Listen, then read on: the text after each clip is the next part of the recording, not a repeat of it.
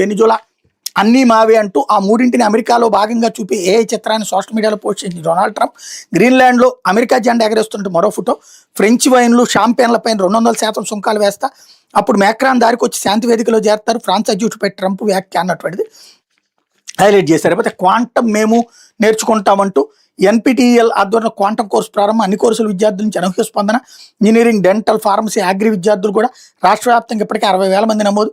Course పూర్తి చేసిన వాళ్ళకి ఇంటర్న్షిప్లో ఒక క్రెడిట్. ఉన్నత విద్యామండలి చర్యలతో సత్ఫలితాలు అన్నటువంటిది హైలైట్ చేశారు. చాలా మంచి ఆలోచన ఇది. లేకపోతే ఊగిసలాటొద్దు అంటూ వివేకా కేసులో తీర్పుని హైలైట్ చేశారు. లేకపోతే భూముల మార్కెట్ విలువల పెంపు. పట్టణ ప్రాంతాలు 1 నుంచి అమల్లోకి. కూటమి ప్రభుత్వం వచ్చాక ఇది రెండోసారి. రాష్ట్రంలోని పట్టణ ప్రాంతాలు భూముల మార్కెట్ విలువలు పెరగబోతున్నాయి. మార్కెట్ ధరల డిమాండ్కి అనుగుణంగా సవరించిన భూముల మార్కెట్ ధరలను ఫిబ్రవరి 1 నుంచి అమల్లోకి తెచ్చేందుకు రెవెన్యూ శాఖ ప్రత్యేక ప్రధాన కార్యదర్శి జి సాయి ప్రసాద్ అనుమతి ఇచ్చారు. ఈ మేరకు స్టాంపు రిజిస్ట్రేషన్ శాఖ ఐజీకి ఆయన మంగళవారం మెమో జారీ చేశారు. సాక్షి మొన్న రాసిన రోజున వీళ్ళెవరు రాయలేదు. భూముల రేటు పెంచబోతున్నారు. అదే నిజమైంది కదా ఇప్పుడు. ఇంతకీ భూముల రేట్లు ఎందుకు పెంచాలి? నిజంగా ఆ రేంజ్లో కొంటున్నారు ఎవడన్నా? ఓ పక్కన రియల్ ఎస్టేట్ చచ్చిపోతుంది, కొనేవాళ్ళు కరువు అయ్యారు.